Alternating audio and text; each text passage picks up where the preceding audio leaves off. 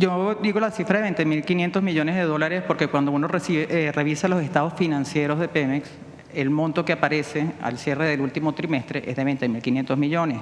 La administración pasada a veces explicó que ese monto contenía muchas deudas muy viejas que no se habían podido comprobar y que estaban muchas en litigio, Sí. pero nunca se dice qué es lo que está en litigio o lo que está problemático y lo que es la deuda. Entonces yo me pregunto si ustedes ya tienen desagregado cuánto es esa deuda con proveedores, la que está documentada y la que se va a pagar. O sea, tienen un monto, no sé, de cuántos de miles de dólares, si lo pueden precisar. Están trabajando en ello. Desde que entramos, desde octubre a la fecha, se está haciendo una revisión pues de la deuda y los litigios que están y realmente que el pago a proveedores pues sea real y a quien estuvo produciendo o estuvo invirtiendo realmente, y a quien no invirtió pues no se le debe, ¿no? Entonces está en esa revisión y con gusto en el momento que se termine se dará transparencia para decir exactamente cuál es la deuda a proveedores reconocida por Pemex. Gracias.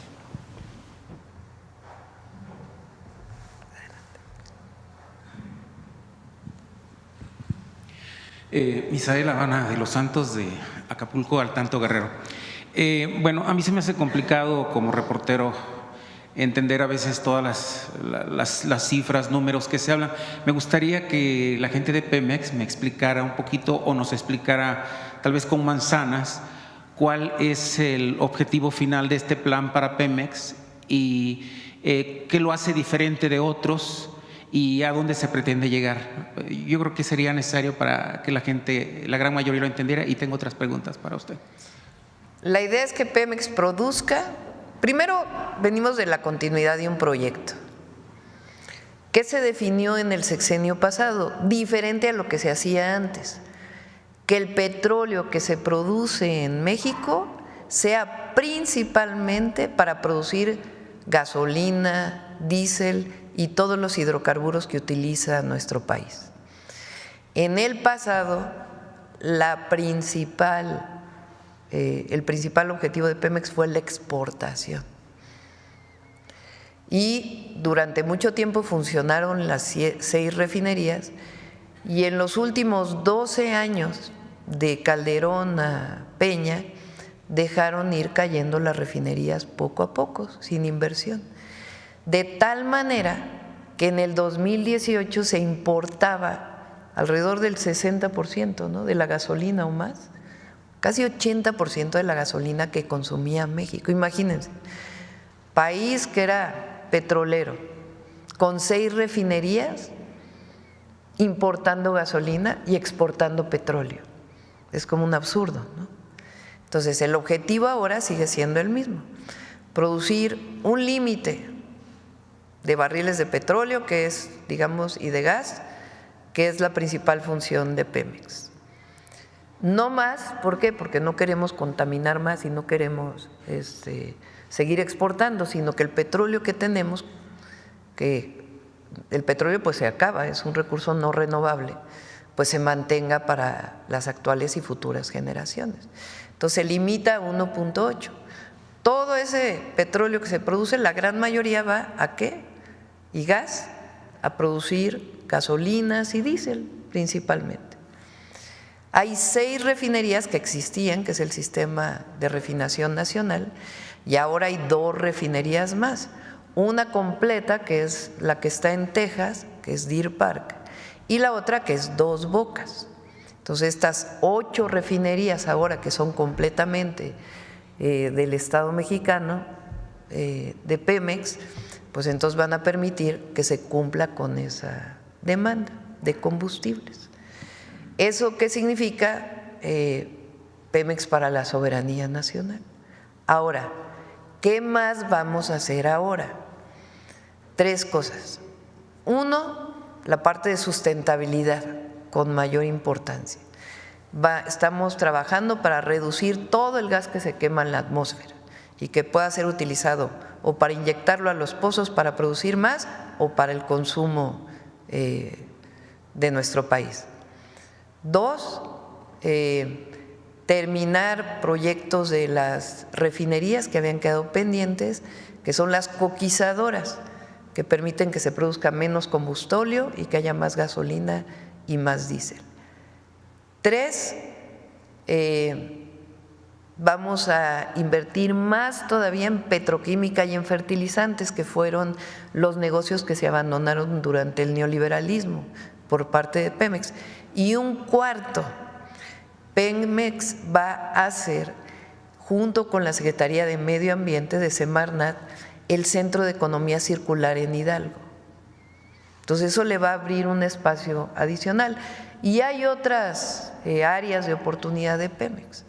Entonces esa es la principal función de Pemex y queremos que el saneamiento financiero de Pemex, que inició en el sexenio pasado, pues hoy sea todavía más profundo y permita pues tener un Pemex para muchísimas generaciones en nuestro país. Bien, mi siguiente pregunta es sobre las y que la gasolina no, no crezca con los gasolineros fuera de lo que nos comprometimos, que es que no aumente de precio en términos reales.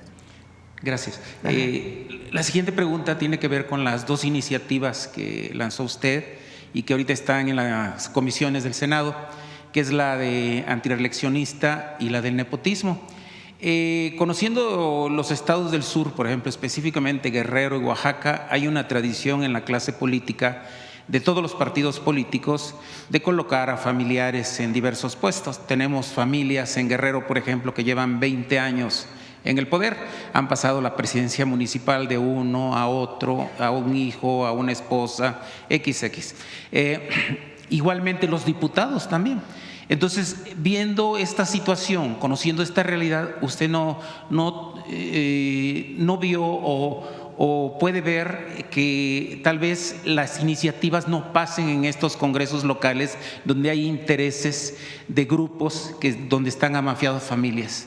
Pues esperemos que no, que sí pasen las iniciativas, porque es un deseo del pueblo de México. Esto no fue un invento mío, sino que lo fui recogiendo durante toda la campaña, además, pues del tiempo que llevamos participando.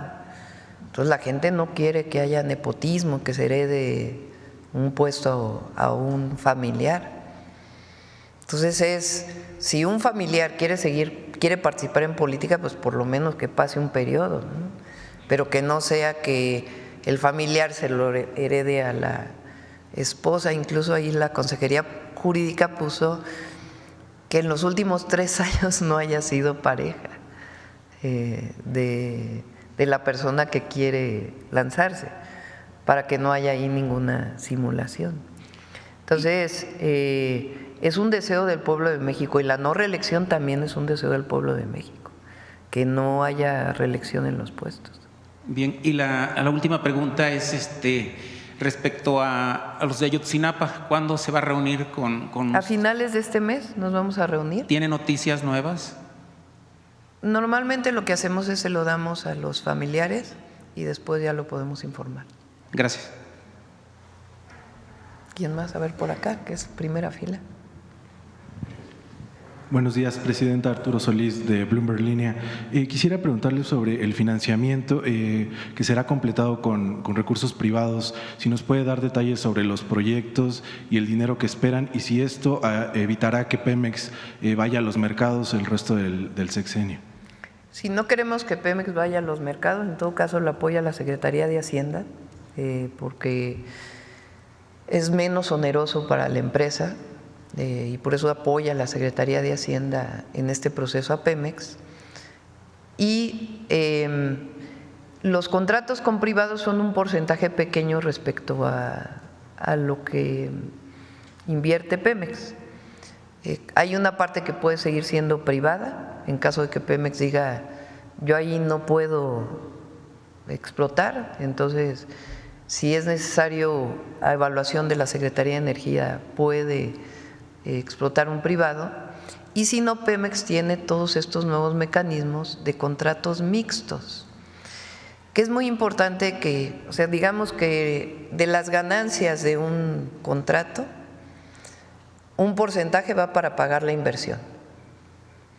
Se paga 30% del impuesto para el bienestar, del derecho para el bienestar. y lo que queda, la mitad de las ganancias van al privado y la otra mitad de ganancias va a Pemex. Es un esquema que estamos planteando por el contrato mixto.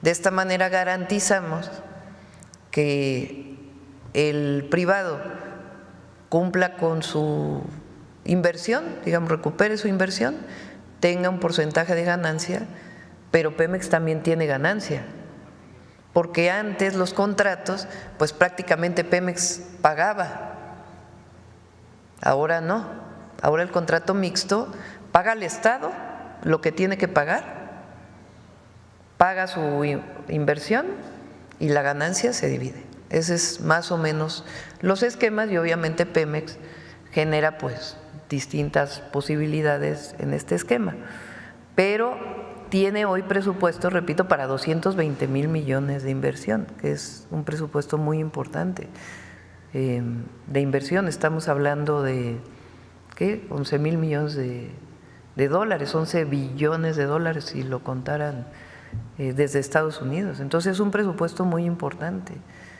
para Pemex en el presupuesto de egresos de la Federación.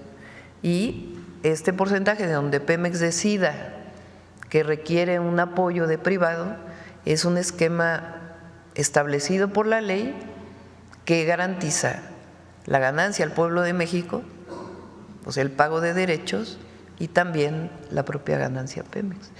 Y esto pues varía mucho dependiendo del tipo de pozo, dependiendo también pues del tipo de contrato, pero está acotado, no es como antes que los contratos con privados pues eran muy leoninos y era todo para beneficio de unos. ¿Todavía no tienen detalle entonces de qué proyectos podrían entrar? Están trabajando en ello y con gusto. Tengo toda esta información porque nos reunimos cada semana y evaluamos personalmente todos los proyectos que tiene Secretaría de Energía, Comisión Federal de Electricidad y Pemex. Entonces están trabajando en varios de estos proyectos y en el momento en que estén listos, por supuesto, que sea transparente. También quisiera preguntarle por el tema de cómo van a armonizar la legislación secundaria de Pemex y CFE con el tratado entre México, Estados Unidos y Canadá, en los capítulos precisamente de inversión y de empresas públicas en temas de… No hay contradicción. No, se va a armonizar, pero ¿cómo? No, pues es que no hay contradicción entre el Tratado de Libre Comercio y las leyes que se presentaron. Ok. Y también preguntarle por el tema de Dos Bocas, ¿cuándo tienen la fecha ya para que empiece a producir a la capacidad máxima de combustibles? Está en niveles mínimos que no rebasan el 0.1% todavía. Entonces, ¿cuándo esperan que empiece a trabajar a su capacidad? Bueno, la promesa de Pemex es este mismo mes, los 2 trenes. Ok. Y por último quisiera preguntarle qué va a pasar con la desaparición de la CRE y la multa que impuso a Iberdrola por la supuesta venta de energía ilegal. ¿Se le va a condonar o la va a seguir? No, esos litigios siguen. Esos no se condonan, ni mucho menos. Y se hace ahora con la CRE y la Comisión Nacional de Hidrocarburos, se hace la Comisión Nacional de Energía, que es un organismo desconcentrado técnico de la Secretaría de Energía. Nada más en ese sentido, preguntarle si va a continuar la publicación de toda la información que tenía la CNH y la CRE. Sí, por supuesto, es obligatoria la transparencia. Ya viene, bueno, ya la presentó, ¿no? Raquel, la ley de transparencia, ya se va a presentar al Congreso también. Muchas gracias, presidente. Bueno, vamos, ya son 9:06, vamos con la última acá. ¿Qué tal? Muy buenos días a todos y a todas. Juan Hernández de Yarobasta, Tabasco hoy, Campeche hoy, Quintana Roo hoy de Grupo Cantón. Primero, nada más para que quede digamos claro, no se ha mencionado, bueno, o se ha tocado de manera muy superficial todo el daño que dejó la corrupción precisamente a Pemex. Se hablan aquí de cifras, de datos, de estadísticas, pero también se ha dejado de lado todo esto que han venido ustedes de alguna manera pues sí, marchando a contracorriente. Recordar que el presidente Andrés Manuel López Obrador pues toma una industria prácticamente en ruinas, chatarra, se hace una inversión muy fuerte Entonces, sí, de alguna manera que pues, se deje en claro los daños que dejó la corrupción. ¿A cuánto ascendió la corrupción, el daño que operó en Pemex? ¿Cuántos fueron los contratos que, bueno, no, ahí quedó pendiente esa promesa del presidente, de los que echaron para atrás y que bueno, pues ya algunos ya habían incluso a presentar denuncias penales precisamente por toda esta ola de corrupción que imperó durante los sexenios de Felipe Calderón y Enrique Peña Nieto? Hay que preguntarle al fiscal a ver cómo quedó todo eso. Fíjense, lo que decía Luz Helena cuando tomó la palabra al principio, la deuda de Pemex se duplicó. Imagínense que ustedes tienen un pequeño negocio y que aumentan la deuda de su negocio al doble, o sea, piden prestado el doble y cada vez venden menos. Entonces, ¿a dónde se fue ese dinero? La deuda de Pemex llegó a ¿qué? 114,000 millones de dólares. Hay por ahí una gráfica, a ver si la encuentran, de cómo aumentó la deuda, que la presentaba el presidente López Obrador y en su momento aquí junto con Octavio. Así la reciben en 2018 y la bajan a 97,000 millones. Pero lo que es más increíble, o sea, si tú te endeudas en un negocio, pues es para producir más. O sea, es para que ese dinero produzca y puedas pagar la deuda y al mismo tiempo pues tener ganancias, ¿no? No, bueno, se endeudan y producen cada vez menos petróleo, menos gasolinas, importan cada vez más. Entonces uno se pregunta, ¿qué hicieron durante por lo menos 12 años? Por lo menos. Digo, porque en el sexenio de Fox ya… Dejemos los 90s atrás. Pero en el sexenio de Fox, primero ahí, como hemos dicho, llegan a producir 3.4 millones de barriles diarios. La producción más alta que ha tenido. Todo para exportación a los Estados Unidos. Porque desde ahí empiezan a caer las refinerías. El barril de petróleo a $90 el barril. Ahí está la deuda. O sea, con Calderón pasó de 68.9 a 82.8. Y con Peña de 86.7 a 132.3.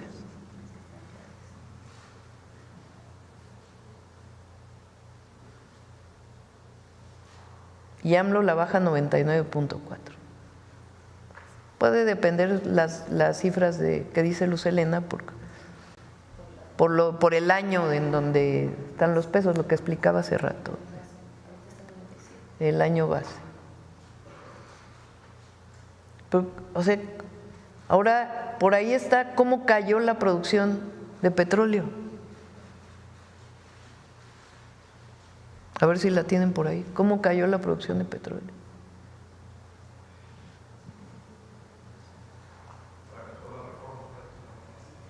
La reforma energética fue un fracaso,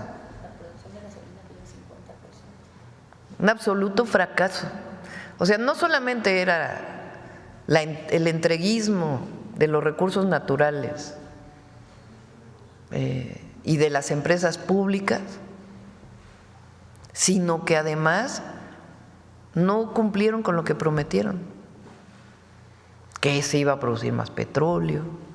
Según esto, en la reforma energética decía que querían llegar a 3 millones de barriles diarios de producción. Cayeron a 1.6. No, a ver si… Entonces, refiriéndome a lo de la corrupción, todavía tendrían que explicar más allá de Overdrecht y quienes hoy, ya no sé en qué situación estén jurídica, pero lo que es increíble es cómo… hablaban de empresa productiva del Estado, imagínate, endeudada con producción menor y cada vez más importación. Entonces, el presidente López Obrador le da la vuelta a eso y nosotros nos corresponde avanzar todavía más. Y precisamente retomando esta parte de lo que es la corrupción, pues ayer se da a conocer este índice de percepción de la corrupción que da a conocer Transparencia Internacional, que ahorita pues casi prácticamente en muchos medios de comunicación, así hasta parece que celebraran, que dicen, fracasó el combate a la corrupción. Dice que bueno, según de Transparencia Internacional, dice que México descendió al lugar 140 de 180 países, según esto lo que da a conocer este estudio. Lo que llama la atención de estos análisis que están haciendo en medios de comunicación, analistas políticos, todo lo que es parte de esta retórica de los que dicen ser agoreros del fracaso. No se menciona todo lo que el presidente Andrés Manuel López Obrador estuvo trabajando a lo largo de este sexenio. Se habla de que cayó 14 lugares, del lugar le comento, ahí que estaba viendo aquí el estudio. Bueno, quería referirme a lo siguiente. Se habla de caída de 14 lugares, pero lo que no mencionan es que con Vicente Fox la caída de lo que fue de la corrupción fue de 11 lugares, con Felipe Calderón fue de 35 lugares y con Enrique Peña Nieto 33 lugares. Pero lo que no mencionan aquí, y es algo que sí quisiera yo destacar porque es parte de un análisis que hicimos aquí en Grupo Cantor, es que en 18 años, durante 3 sexenios, México retrocedió 79 lugares en el índice de percepción de corrupción. Esto fueron las administraciones neoliberales del PRI y del PAN, en donde aquí hay otro punto que no se tomó en cuenta. Durante estas dos, bueno, lo que fue la administración del presidente Andrés Manuel López Obrador y de lo que va, hubo transparencia, siempre se dieron a conocer todos los casos y ninguno de estos presidentes daba rendición diaria de cuentas en este caso al pueblo de México. Cuando ahorita precisamente lo que es el bloque de oposición celebra, cayeron 14 lugares. Pero precisamente en este estudio decía, se mantuvo México constante, digamos, en un lugar. Quisiera preguntarle su reflexión, pues a través de este análisis un poco rápido, un poco simple, pero sí dejando en claro que en 18 años México cayó 79 lugares. Afortunadamente la percepción de la gente es distinta. ¿Cómo puede explicarse que la recaudación se duplicó casi del 18 al 24 sin una reforma fiscal?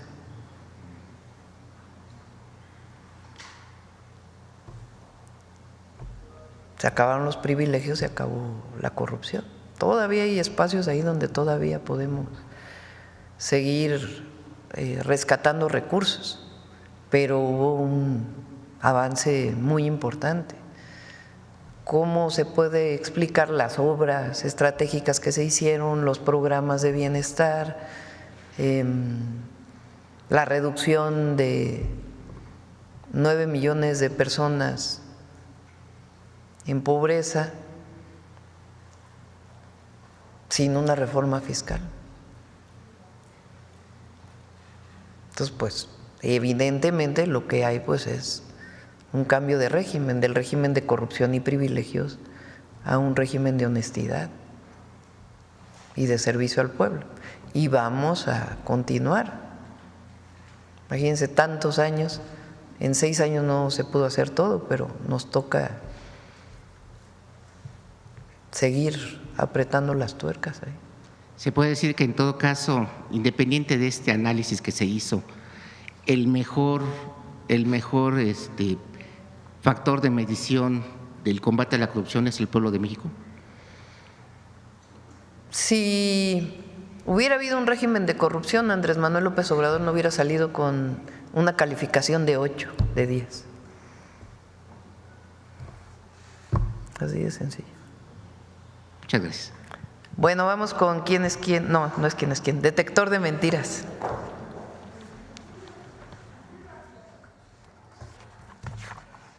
Con su permiso, Presidenta. Buenos días a todas y todos.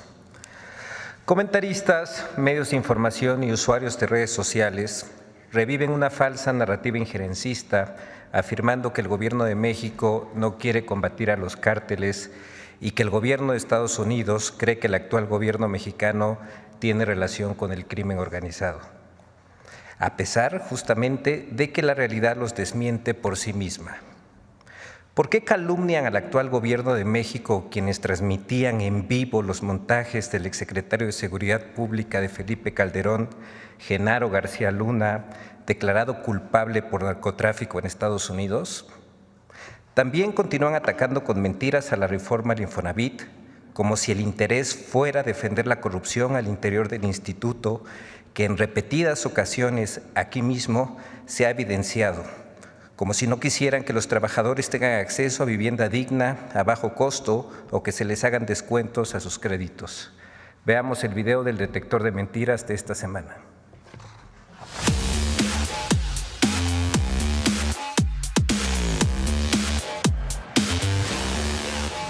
Nuevas visas para extranjeros que quieran visitar México y falsos descuentos en el recibo de la luz para beneficiarios del INAPAM fueron algunas de las noticias falsas que el detector de mentiras localizó esta semana. 1. El gobierno de México solicitará visa para los ciudadanos estadounidenses que ingresen a territorio nacional. ¡Mentira! La Secretaría de Gobernación no ha emitido ningún comunicado en el que se declare el trámite de visa para los ciudadanos estadounidenses que deseen ingresar a territorio nacional. Actualmente en el listado de los países y regiones que no requieren visa para viajar a México se encuentra Estados Unidos. Por otro lado, la visa para laborar o residir en la República Mexicana se solicita desde el 25 de mayo de 2011, cuando se publicó en el Diario Oficial de la Federación la Ley de Migración, que en el artículo 52, sección 7, especifica los requerimientos para solicitar un visado para residir o laborar en el país. 2. La ley del Instituto del Fondo Nacional de la Vivienda pone en riesgo los recursos de los trabajadores del Infonavit. La reforma del Infonavit. Se podría repetir la historia de malos manejos y peores resultados, despilfarro del dinero de los trabajadores. ¿Qué está pasando con la ley del Infonavit? Pues que Morena y sus aliados usaron su aplanadora en el Senado para hacer un cambio que, según los especialistas y según la oposición, le va a quitar poder a los trabajadores sobre sus propios ahorros. ¡Mentira! La reforma al Infonavit establece que la Dirección General del Infonavit esté en el Consejo de manera tripartita, del gobierno, sector empresarial y sector de trabajadores, y que sea totalmente transparente e incluso auditable por la Auditoría Superior de la Federación, lo cual antes no se permitía. La reforma permite que el Fondo de Vivienda de los Trabajadores, que siempre se ha usado para pagar a empresas privadas por la construcción, ahora sea usado para que una empresa del Infonavit construya viviendas. 3. La destitución del exfiscal de Morelos, Uriel Carmona, fue una venganza de la gobernadora Margarita González. ¡Mentira! El exfiscal Uriel Carmona no fue destituido por la gobernadora Margarita González, sino por el Congreso de Morelos, que determinó con base en el artículo 74, fracción 2 de la Ley Orgánica de la Fiscalía General del Estado de Morelos, que para ocupar el cargo de fiscal general no se debe estar sujeto a proceso penal, y Carmona Gándara enfrenta múltiples procesos penales. 4. Suspenden el servicio de radiología en el Hospital Siglo XXI. ¡Mentira! El director del Hospital de Oncología del Centro Médico Nacional Siglo XXI, Rafael Medrano Guzmán, aclaró que no se suspenderá el servicio de radiología del hospital y explicó que el documento que circula en redes sociales corresponde a un programa escalonado de sustitución de máquinas de radioterapias. 5. La política exterior de México ha causado un alejamiento con Europa. ¡Mentira! El 16 de enero finalizó la modernización del Acuerdo Global entre México y la Unión Europea, una alianza histórica que tiene por objetivo promover y proteger los derechos humanos, el multilateralismo y la paz y la seguridad internacional, así como impulsar el comercio y mejorar la seguridad económica. 6. La CFE aplica descuentos al recibo de la luz a beneficiarios del INAPAM. ¡Mentira! El video que circula en redes sociales, en el que se ofrece un descuento del 50% en el recibo de la luz para las personas con la tarjeta INAPAM, es un fraude tipo clickbait, que redirige a una página fraudulenta que solicita datos personales. 7. La presidenta Claudia Sheinbaum no quiere que Estados Unidos combata los cárteles y el gobierno de Estados Unidos cree que la presidenta está coludida con el narcotráfico. Cuando en la mañanera le preguntan de este memorando del Departamento de Justicia de Trump, contesta contrariada que dónde están los cárteles de Estados Unidos, que si a poco ellos no tienen cárteles, que dónde lavan el dinero allá, que cómo venden la droga en las calles. A ver, todas estas preguntas de la presidenta Sheinbaum son pertinentes, sin duda. Pero también da la impresión de que no quiere que Estados Unidos se meta con los cárteles mexicanos. Y esta impresión solo va a seguir abonando a la conclusión que tienen en la Casa Blanca de que su gobierno está coludido con el crimen organizado. ¡Mentira! Durante su llamada con el presidente Donald Trump del 3 de febrero, la presidenta Claudia Sheinbaum acordó colaborar en el combate contra el crimen organizado y el tráfico de fentanilo a Estados Unidos. Además, los señalamientos hechos por la Casa Blanca sobre la colusión del gobierno de México con los cárteles de la droga los sustentó con notas periodísticas sobre el caso García Luna, el cual concluyó con una condena de 38 años en contra del secretario de Seguridad Pública de Felipe Calderón por cargos relacionados con el narcotráfico.